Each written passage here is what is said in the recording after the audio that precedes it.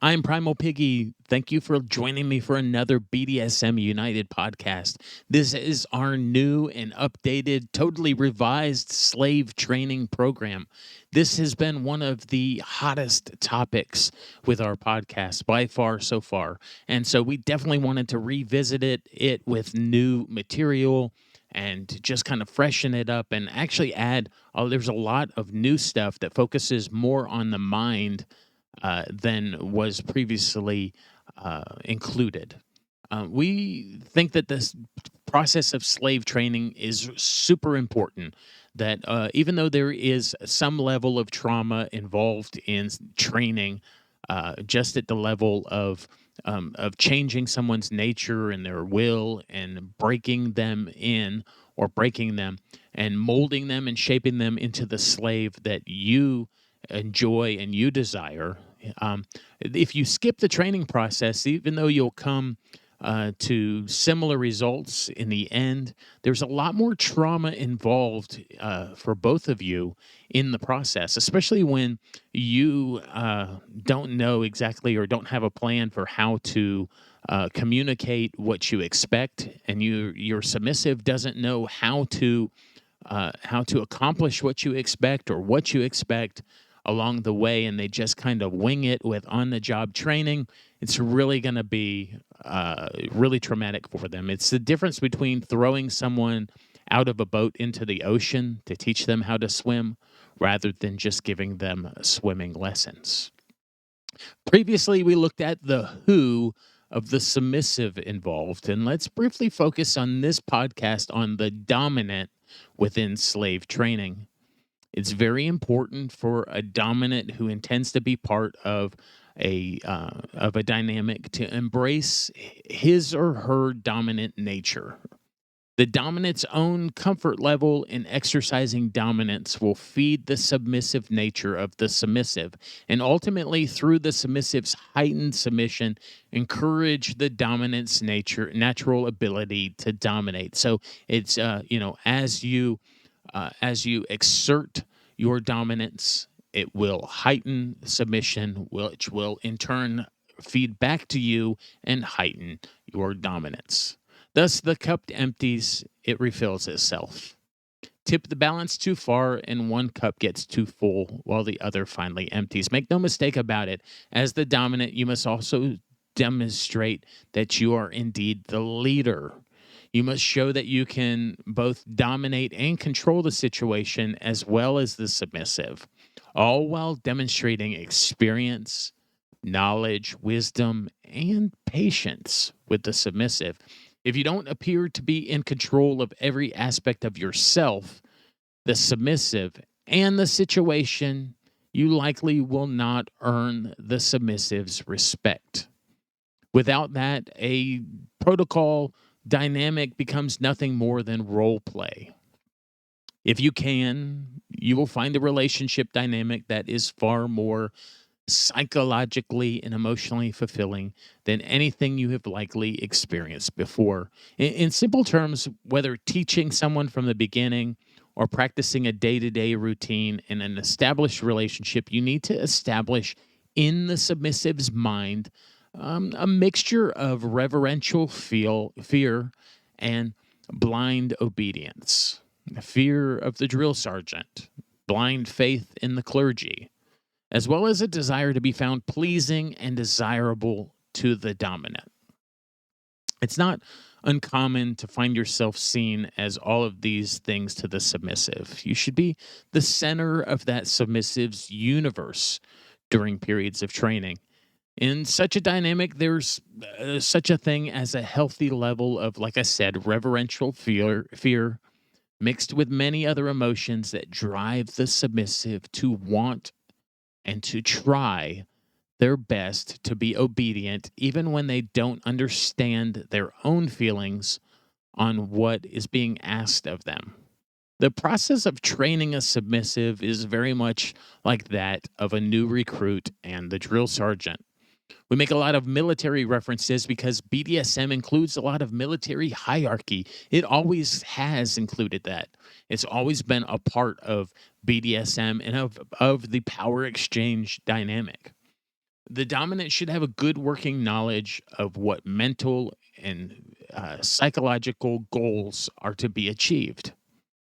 The process of doing this will be one of breaking down and removing existing concepts and thoughts on submission and service to a dominant, then remolding the submissive's mind to a new and more disciplined way of thinking. With any form of training, the more prepared you are before the training session begins, the better that the results will be. So, that said, how do you set up a proper training session? Well, you break it down into different components. First is the training environment. It should be a well thought out. It should be well thought out to set the atmosphere and the ambiance in such a way to create an enhanced experience. Plus, make the submissive more responsive to the training that you'll be conducting. Privacy is the first and most important part of setting up the scene. Some may think that if you just take your submissive down to the local club or dungeon, that would be a good setting for MS training. An atmosphere filled with other people like you, all enjoying, S&M. That might be great for taking a trained submissive to show off their training to others, but um, that's not where the best place for the learning process. This is an intimate and an emotionally volatile time for the submissive.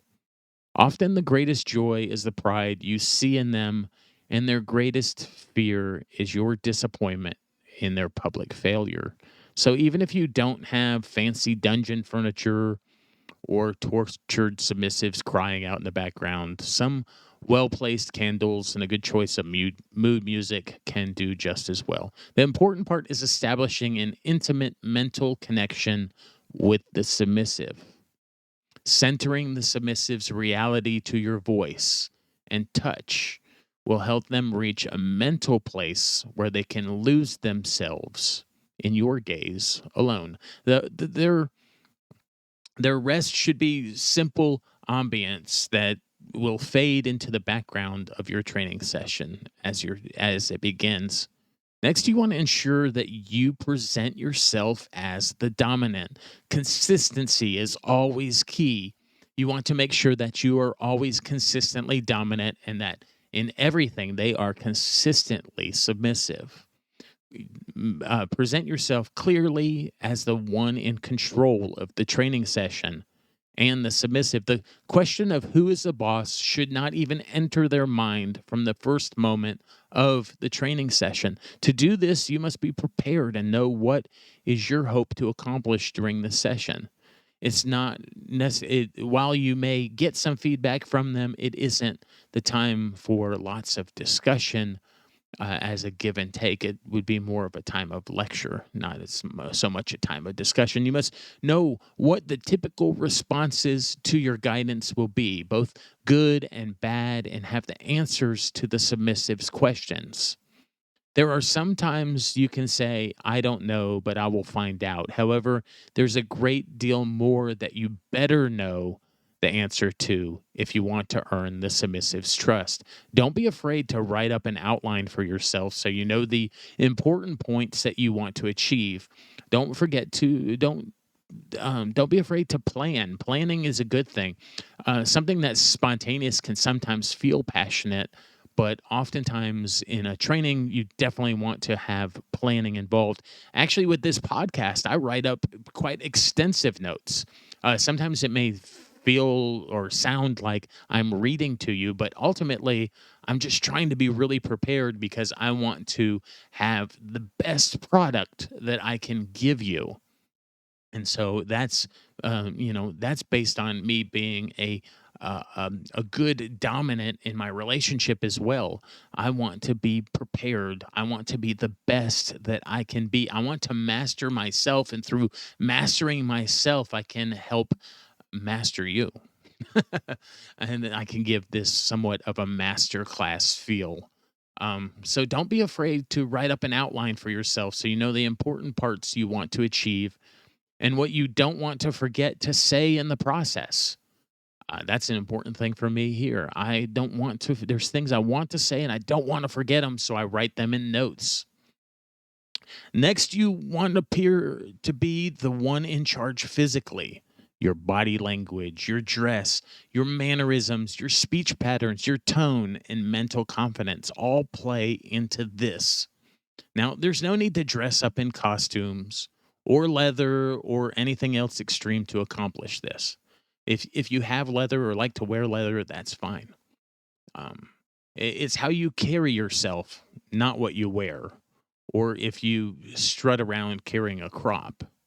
Oftentimes in training sessions, wearing nothing more than a t-shirt, jeans, and tennis shoes.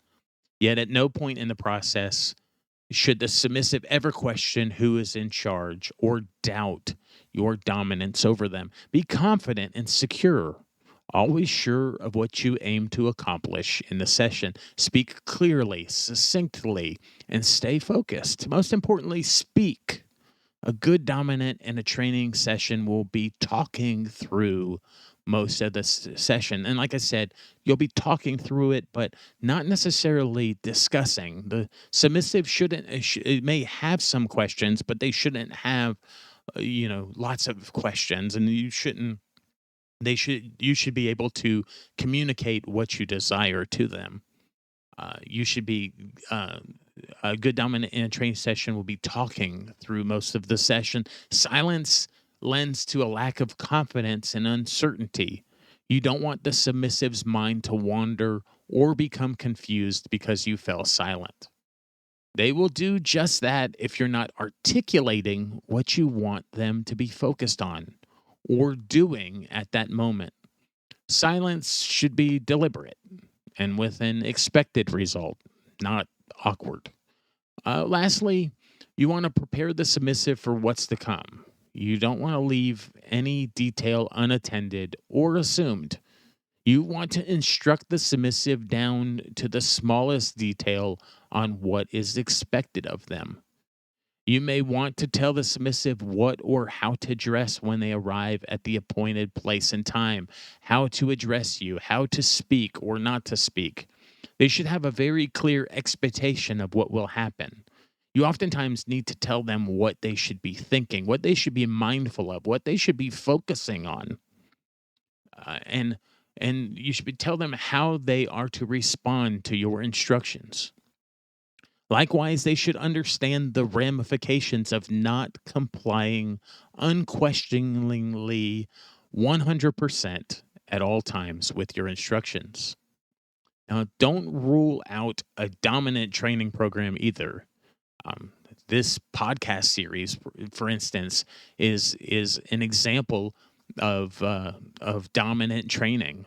This is meant for masters. Well, I mean, slaves can listen to it too, but it's meant for masters and dominants to learn what needs to be included in a training program.